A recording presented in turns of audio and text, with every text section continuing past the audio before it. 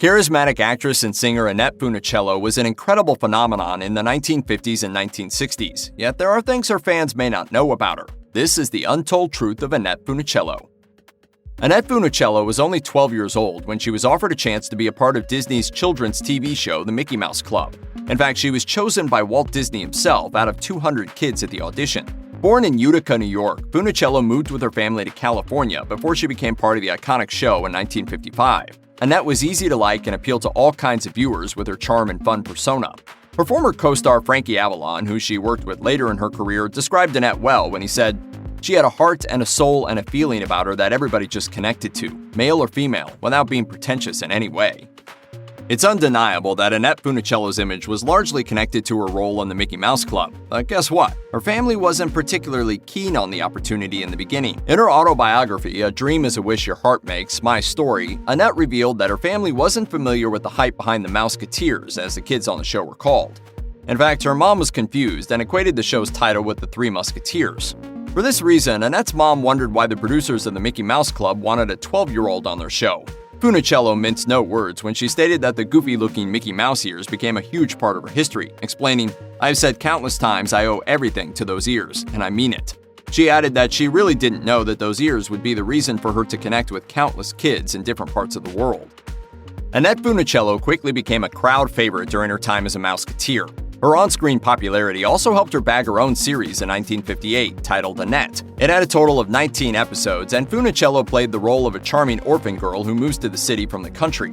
Reflecting on her show, Funicello wrote in her autobiography, "Life wasn't easy for the show's lead character Annette McLeod, and I think that was one of the reasons viewers responded so enthusiastically to the series." She added that it may seem unbelievable, but the show displayed an immense depth and meaning.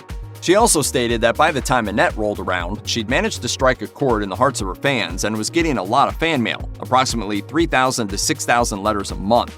Annette would later confess, "No one was more surprised than I, and I learned later some of the studio people, who in the beginning were quite certain that another of the Girl Mouseketeers would be the show's star." However, by that time, it was abundantly clear that Annette was a huge fan favorite who had a loyal fan following.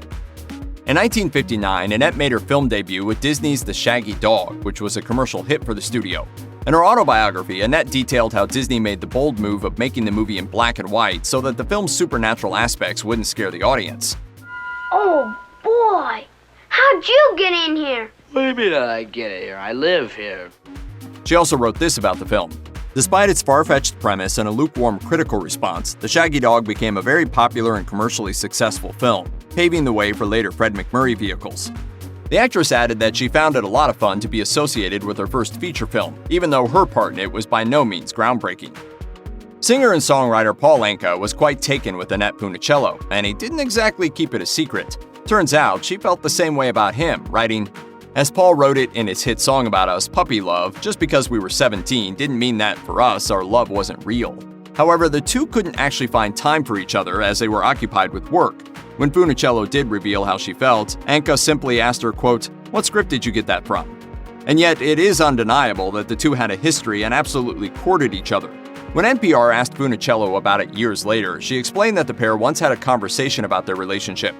Anka told her that it was a pity that everyone referred to their romance as puppy love and didn't understand how deeply the two felt for one another. Anka was then inspired to write the song that ended up becoming a popular hit. Anka remembered the actress after she passed away, saying, "Annette was a star from the time she was 12 years old, and I met her shortly after. In addition to her talent, she was self-possessed, determined, had incredible integrity, and was loved by everyone." According to the New York Times, Walt Disney was approached by people from American International Pictures to get Annette Funicello to be a part of a beach film. He believed it would essentially be good, clean fun, but did advise the young actress to avoid showing too much skin, particularly her navel. She agreed and respected Disney's suggestion. Her first beach movie was Beach Party in 1963, in which she worked with Frankie Avalon. The two would go on to make more beach movies together. Funicello revealed in A Dream is a Wish Your Heart Makes, My Story, that she caught flack for complying with Disney's advice about not showing her navel on screen. She wrote that while most colleagues understood where she was coming from, a director or producer would inevitably ask her to put on something more revealing. She remained adamant, however, and always shot back that her conservative clothing choices were hers and hers only. Ultimately, Funicello did enjoy working on the Beach Party films and mentioned that she actually got to make many friends through these projects. Man, Bonet's really swinging. I do believe. Annette ended up falling for her agent, Jack Gilardi, and married him in 1965. The pair met while working on the movie Babes in Toyland and ended up falling for each other. Gilardi was Funicello's manager and agent for many years until they decided to get divorced in 1981. Funicello reflected on falling in love with Gilardi, writing in her autobiography, "We had known each other as manager and client and as friends. One evening, I don't know what happened. He looked at me, I looked at him, and suddenly we knew we were in love."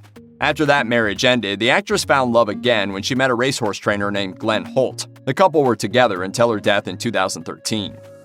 In the late 1980s, Annette was diagnosed with multiple sclerosis, an illness that would have a major impact on her life over the next 25 years. The New York Times revealed that Funicello was optimistic and wouldn't get bogged down by her diagnosis, starting a charity instead to help others zero in on a cure. Annette didn't reveal her illness until 1992, when she realized it was important to issue a public announcement. Around that time, she was being forced to endure unkind speculations about the fact that she found it difficult to walk.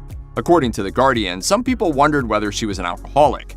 Annette's condition was rather severe, and she eventually started using a wheelchair to get around. Her husband, Glenn, later revealed that he'd assured her that he'd always help her with anything she needed. Annette Funicello was no victim, though.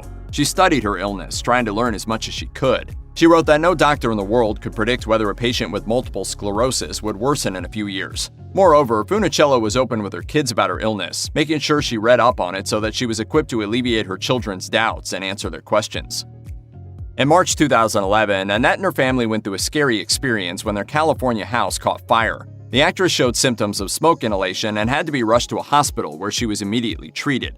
Funicello was 68 at the time of the incident, and it was believed that she, Holt, and a nurse escaped from the burning house after it caught fire. Corliss Foster, a friend and neighbor, believed that Holt must have helped his wife get out before things escalated, saying in an interview, "Glenn must have gotten her out of the house and put her in the backyard."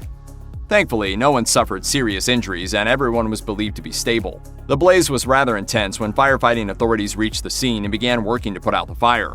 According to Today, the fire began in the morning, and it took firefighters around a half hour to extinguish the blaze completely.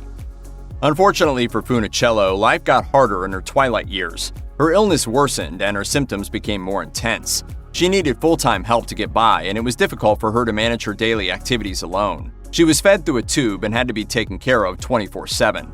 Funicello and her husband were optimists, however. Glenn Holt always believed that he'd see his wife get better one day and also fought to get her access to experimental treatment options to reduce the severity of her symptoms. Working against Annette, however, was the fact that her diagnosis came at a time when not much was known about her illness. This made it harder to stop the disease from progressing as much as it did over the years. Videos taken in her later years show the actress struggling to move. It is believed that her cognitive functions probably remained unaffected, even as she fought to move and express herself. Dr. Rock Heyman, director of the Pittsburgh Institute for MS Care and Research at the University of Pittsburgh Medical Center, stated that he had witnessed many patients with the illness remain intellectually unaffected. As Dr. Heyman explained in an interview, "I have seen patients who are unable to move their arms or legs that are still intellectually active." When Annette Funicello passed away in April 2013 at the age of 70, her death was mourned by many across the world who remembered her for the unique person she was. Her devastated children released a statement which said, "We are so sorry to lose Mother. She is no longer suffering anymore and is now dancing in heaven. We love and will miss her terribly." Disney's chairman Bob Iger also paid a tribute to the actress and said that she'll forever be a huge part of the Disney family. He added that Funicello will always be celebrated as one of Disney's most talented stars, one who managed to inspire a whole generation with her talent and unique personality. Iger called Annette a beautiful person and added that she confronted her physical challenges with grace and dignity. Frankie Avalon also remembered his former co-star and said that the country had lost one of its sweethearts. Avalon went on to say that he felt lucky to have been friends with the actress and to have worked with her on so many projects. I just pray for her every day, and I'm sure millions of people do the same thing. In a moving statement, Avalon wrote, "Annette will live on forever. I will miss her, and the world will miss her."